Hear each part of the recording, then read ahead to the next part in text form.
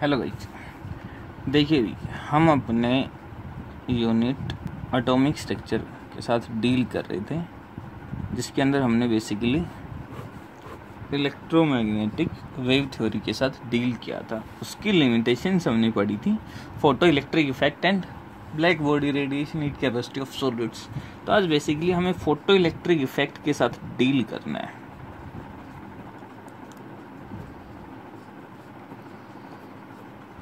क्या होता है फोटो इलेक्ट्रिक इफेक्ट? देखो, कंसीडर कीजिए आपका कोई मेटल सरफेस है। ये आपका कोई भी एक मेटल है। इस मेटल के ऊपर कोई भी एक लाइट आ रही है, कोई भी एक लाइट रेडिएशन आके फॉल हो रही है। तो जब भी किसी मेटल सरफेस के ऊपर कोई लाइट इंसिडेंट होगी तो यहाँ से इलेक्ट्रॉन्स इजेक्ट आउट होंगे। क्या इजेक्ट आउट होंगे? इलेक्ट्रॉन्स। यार ये आपकी लाइट को आप लिखते हैं h से। क्यों लिखते हैं वो हम आगे बताएंगे। एक मेटल सरफेस है, उस मेटल सरफेस पे एक लाइट इंसिडेंट हो रही है और क्या ऑब्जर्व हो रहा है भाई? कुछ इलेक्ट्रॉन्स इजेक्ट आउट हो रहे हैं। अब इस प्रोसेस को हम क्या बोलते हैं? Photo electric effect.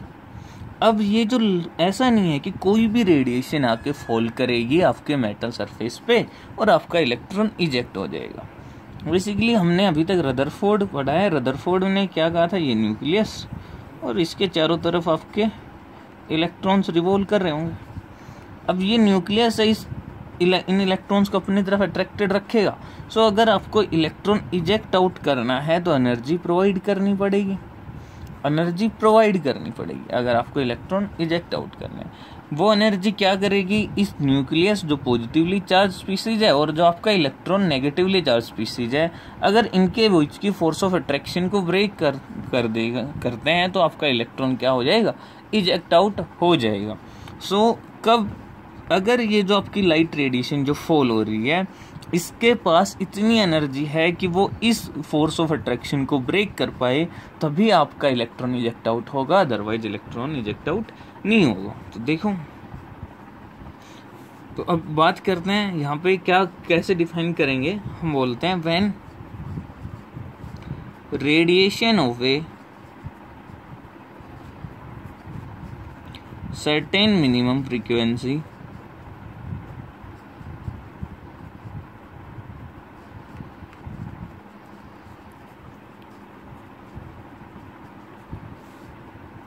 Certain minimum frequency, उसको हम बोलेंगे न्यू नोट। आगे डिफाइन करेंगे इसको। Falls on a metal surface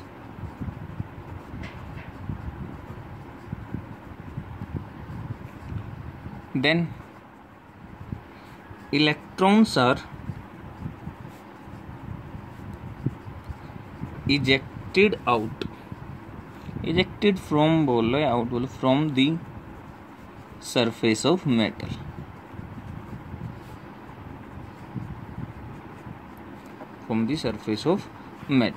ठीक है, इस प्रोसेस को क्या बोलेंगे? Photo electric effect. This process या फिनोमिना आप बोल सकते हो, this phenomena is called photo electric effect. देखिए, ये जो रेडिएशन आएगी, हमने अभी बताया, इसके पास जो एनर्जी है वो एक मिनिमम एनर्जी के इक्वल या ग्रेटर देन होनी चाहिए। किस मिनिमम एनर्जी के इक्वल या ग्रेटर देन होनी चाहिए? जो एनर्जी इस फोर्स ऑफ अट्रैक्शन को आपका ब्रेक कर पाए। तो यहाँ पे हम एक टर्म डिफाइन करेंगे, वर्क फंक्शन।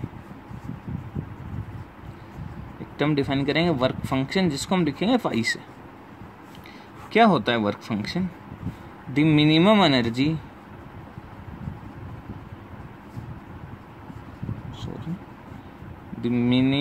एनर्जी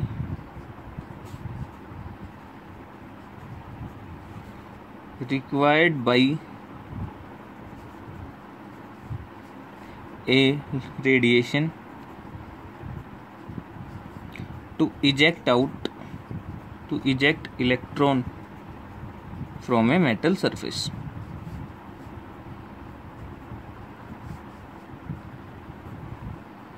उसको क्या बोलेंगे? Work function is called work function. एक मिनिमम एनर्जी, उससे ज़्यादा तो कितनी भी हो सकती है लेकिन उतनी तो मिनिमम चाहिए ही चाहिए। वो मिनिमम एनर्जी जो आपकी रेडिएशन के लिए रिक्वायर्ड है to eject electron from metal surface, उसको हम क्या बोलेंगे, वर्क फंक्शन। ये कैरेक्टरिस्टिक्स रहती है, it is the characteristic of a metal for a metal. जब तक आपका मेटल चेंज नहीं होगा तब तक आपका वर्क फंक्शन चेंज नहीं होगा, ये आपको याद रखना है। बिकॉज अगर मेटल सेम है तो force of attraction electron and nucleus का सेम रहेगा, सो आपका वर्क फंक्शन भी क्या रहेगा, सेम रहेगा। अब वो जो आपने एक टर्म बोली थी मिनिमम फ्रीक्वेंसी, क्या बोला था, मिनिमम फ्रीक्वेंसी, उस मिनिमम फ्रीक्वेंसी को हम बोलते हैं थ्रेशोल्ड फ्रीक्वेंसी, जिसको आप न्यू नोट से लिखते हो। थ्रेशोल्ड फ्रीक्वेंसी क्या बताएगी भी आपको, थ्रेशोल्ड फ्रीक्वेंसी किसको बोलेंगे, the minimum frequency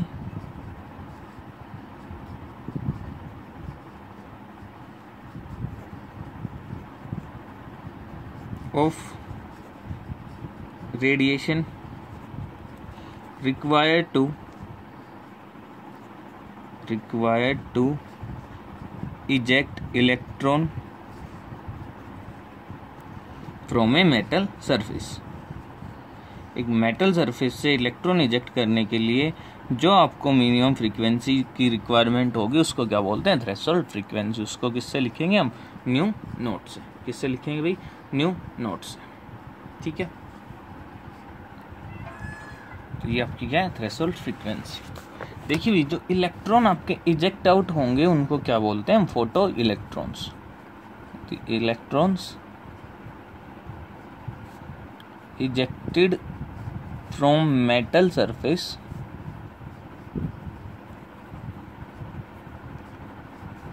are called photoelectrons। अगर वो किससे हैं, with the help of light से आपके इजेक्टेड हुए हैं तो उनको क्या बोलेंगे, फोटो इलेक्ट्रॉन्स। अब इस इफेक्ट को आपका इलेक्ट्रोमैग्नेटिक थ्योरी जो है आपकी वो एक्सप्लेन नहीं कर पाई थी कि ऐसा क्यों है, ठीक है। अब देखिए, अभी ये जो फोटो इलेक्ट्रॉन्स आपके निकल रहे हैं ये किस पे डिपेंड करेंगे। एक तो ये चीज़, आपको कुछ पॉइंट्स है जो आपको याद रखने हैं। तो जो नंबर ऑफ फोटो इलेक्ट्रॉन्स जो आपके हैं वो डायरेक्टली प्रोपोर्शनल रहेंगे इंसिडेंट लाइट के। आपके कुछ मेन पॉइंट्स हैं वो मैं यहाँ डिस्कस करता हूँ of photo electric effect.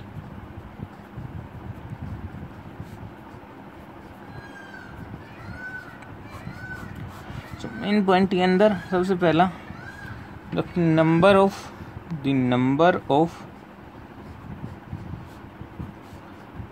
Photo electrons ejected is directly proportional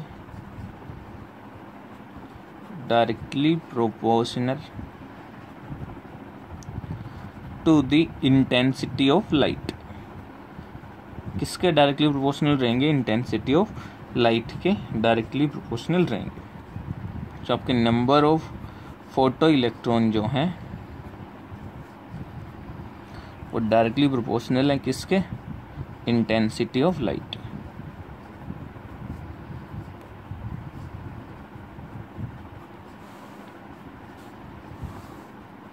ठीक है भाई। सेकंड थिंग, जो आपकी वेलोसिटी रहेगी वो आपकी डिपेंड करेगी फ्रीक्वेंसी पे। जो वेलोसिटी जो जिस आपका ये आपका मेटल सरफेस था, इसके ऊपर रेडिएशन आके फॉल हो रही थी, आपका इलेक्ट्रॉन इजेक्ट हो रहा था, ठीक है। तो ये जो इजेक्टेड इलेक्ट्रॉन है इसकी जो वेलोसिटी है, किस वेलोसिटी से इजेक्ट होगा वो किस पे डिपेंड करेगा, depend on frequency of radiation. So ये भी आपको याद रखना है, velocity of photoelectron depend on frequency of radiation,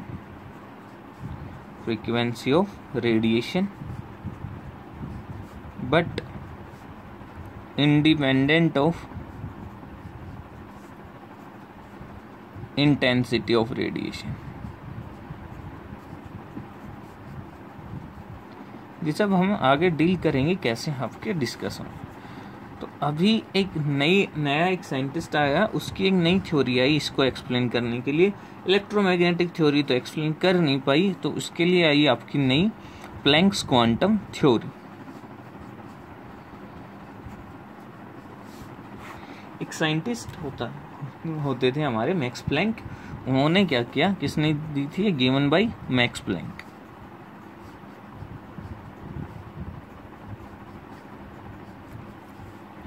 ठीक है, उन्होंने थ्योरी दी जो किसको एक्सप्लेन करती है, फोटो इलेक्ट्रिक इफेक्ट को, ब्लैक बॉडी रेडिएशन को। उसकी थ्योरी क्या थी, उसके मतलब अजम्पशंस क्या थे, जो थ्योरी के मेन पॉइंट्स क्या थे, main points of Planck's theory.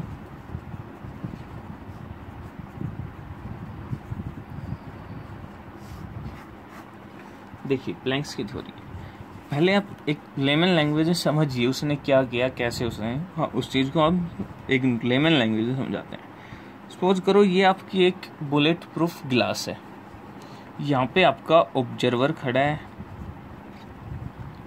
ठीक है, इधर से आप फायर कर रहे हो,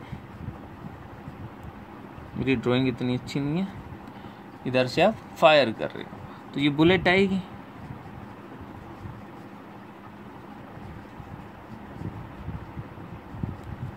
ये आपकी क्या है, बुलेट प्रूफ एक ग्लास है। दूसरा क्या, दूसरी आपके पास एक गन है,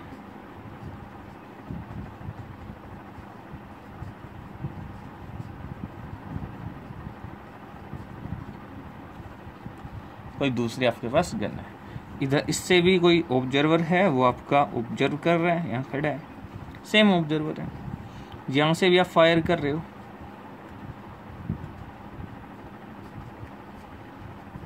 ठीक है, अब देखो इस गन की कैपेसिटी है 6 राउंड पर मिनट। समझना, जस्ट एक एग्जांपल ले रहे हैं हम। और इस गन की जो आपकी कैपेसिटी है वो क्या है, 1000 राउंड पर मिनट। देखिए इधर से ये ऑब्जर्वर था आपका, जब यहां से फायर करेंगे हम, तो जब फायर करेंगे तो ये ऑब्जर्वर इसको देख रहा होगा। जब 6 राउंड पर मिनट है तो ये ऑब्जर्वर, जब आप इस गन से आप फायर करोगे, नॉर्मल आपकी पिस्टल है उससे आप फायर कर रहे हो, तो आपको इस ऑब्जर्वर को क्लियरली ऑब्जर्व होगा अब आपकी फायर हुआ है, अब बुलेट आई है, अब आपकी बुलेट आई है। अलग अलग बुलेट्स जब आएंगी तो उसको क्या सीम्स होगा कि अलग अलग बुलेट्स आ रही हैं, बिकॉज उसकी कैपेसिटी है 1 मिनट में 6 राउंड है, तो वो इजीली देख पा रहा है कि हाँ अब फायर हो रहा है, अब बुलेट आ रही है, अब बुलेट आ रही है। ठीक है, अब दूसरा वही ऑब्जर्वर खड़ा था लेकिन आपने गन चेंज कर दी, अब आप फायर किया, अब फायर किया तो इस गन की कैपेसिटी बहुत हाई है, 1000 राउंड पर मिनट्स। हम अब ऑब्जर्वर को अब भी यही दी, अब ये तो अब भी हमें पता है कि बुलेट्स जो है वो अलग अलग आ रही हैं, ऐसा नहीं है कि एक बुलेट उसने फायर की और कंटिन्यूसली बुलेट एक ही बुलेट चल रही है। बट इस ऑब्जर्वर को क्या सिम्स होगा कि जो बुलेट्स आ रही हैं वो क्या आ रही हैं, कंटिन्यूसली आ रहे हैं विदाउट एनी गैप। क्यों, बिकॉज जो आने वाली बुलेट्स हैं उनका नंबर जो है वो बहुत हाई है, नंबर ऑफ बुलेट्स बहुत हाई है। दूसरा आपकी जो काइनेटिक, इनकी जो वेलोसिटी है वो क्या है, बहुत हाई, स्पीड जो बुलेट्स की है वो क्या है, बहुत हाई। यहाँ पे 6 राउंड पर मिनट थे तो स्पीड तो हाई थी बट नंबर हाई नहीं थे, तो ऑब्जर्वर उसको चीज़ को ऑब्जर्व कर पा रहा था कि आपकी बुलेट्स अलग अलग से आ रही हैं, एक कंटिन्यूस नहीं आ रही। लेकिन जब इसका केस आया तो जब ऑब्जर्वर देख रहा है तो ऑब्जर्वर को ये सीम्स होगा बिकॉज नंबर ऑफ बुलेट्स बहुत ज़्यादा है और स्पीड ऑफ बुलेट्स भी बहुत हाई है, तो ऑब्जर्वर उसको ऑब्जर्व ही नहीं कर पाएगा कि अलग अलग बुलेट्स आ रहे हैं, उसे ये दिखेगा कि कंटिन्यूसली आपकी बुलेट आ रही हैं। क्या सीम्स होगा, कंटिन्यूसली बुलेट्स आ तो अभी भी अलग आ रही है, पहले एक बुलेट आ रही है फिर दूसरी फिर तीसरी, बट उसको कैसा सीम्स होगा कि आपकी बुलेट्स कंटिन्यूसली आ रही हैं। यही कंसेप्ट मैक्स प्लैंक की थ्योरी का है जो अभी हम डिस्कस करेंगे। तो मेन पॉइंट था मैक्स प्लैंक ने, देखो भी मैक्स प्लैंक ने बोला जो आपकी रेडिएशंस हैं, जो आपकी एनर्जी है, रेडिएशंस है, वो कंटिन्यूसली तो ट्रेवल करती हैं। जो आपकी ईएम रेडिएशन ने भी कहा था कंटिन्यूस रहते हैं, कंटिन्यूसली ट्रेवल, बट कैसे करती हैं? But in small packets of energy, but in small packets of energy. और उन स्मॉल पैकेट्स ऑफ एनर्जी को क्या बोल दिया उसने? एक नाम दिया क्वांटा। क्वांटा क्या है? Small packets of energy. Max Planck ने बोला जो आपकी रेडिएशन एमिटेड हो रही है या एब्जॉर्ब्ड हो रही है वो कंटिन्यूस हैं, बट वो जो कंटिन्यूटी ऐसा नहीं है कि वो वेव की फॉर्म में, जो हमने वेव कंटिन्यूस है, वो उसके के अंदर डिसकंटिन्यूटी है, जो आपकी सेम हमने बुलेट वाला रीजन लिया। उसने कहा था इलेक्ट्रोमैग्नेटिक थ्योरी ने कंटिन्यूसली ट्रेवल करेंगी, इसने कहा जो आपके रेडिएशन है वो डिसकंटिन्यूस है। कैसी है? डिसकंटिन्यूस है। और कैसे ट्रेवल करेंगे? In small packets of energy. और उन स्मॉल पैकेट्स ऑफ एनर्जी को आपने उसने क्या नाम दिया? क्वांटा। इन्हीं क्वांटा को अगर आप लाइट रेडिएशन से यूज करते हो तो लाइट रेडिएशन में इन्हीं क्वांटा को दूसरा नाम दिया जाता है, जिनको हम बोलते हैं क्या? फोटॉन्स। क्या बोलेंगे? फोटॉन्स। तो देखो अभी जो इसका फर्स्ट जो इसका पॉइंट है वो यही है आपका प्लैंक्स थ्योरी का, the radiation energy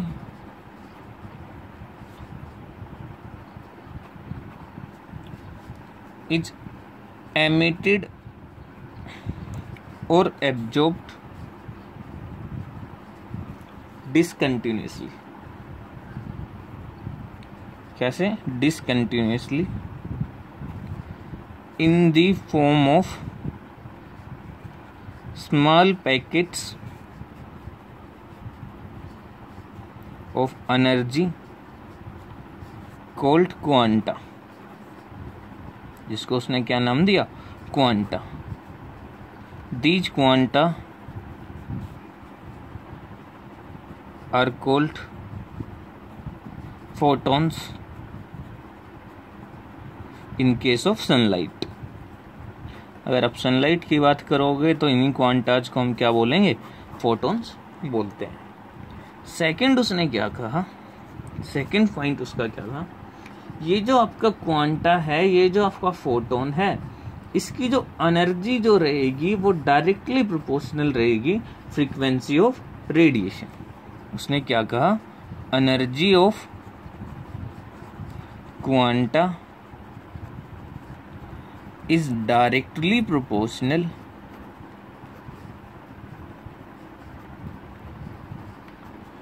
to the frequency of radiation।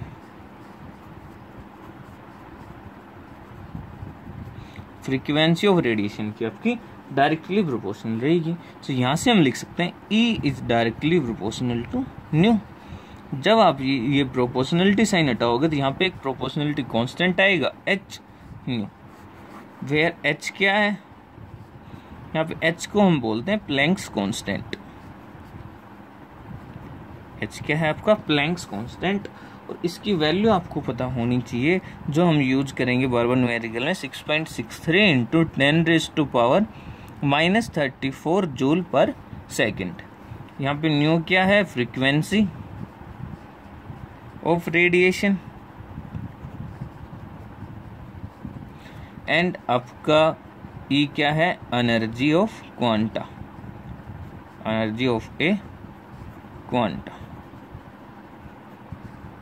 ठीक है, अभी बात करते हैं, ये एक क्वांटा की बात है, एक एनर्जी की बात है। सो अगर आपको एनर्जी चाहिए किसकी? पूरी रेडिएशन की ने कितनी एनर्जी एब्जॉर्ब की है या कितनी एमिट की है, तो उसकी बात करते हैं। थर्ड आपको point, the total amount of energy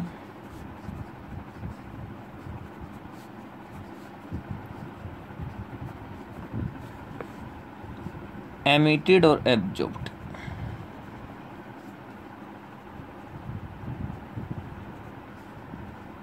वो किससे आपका एमिटेड और absorbed by a body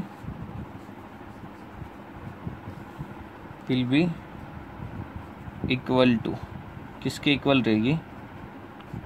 E is equal to N h/ν।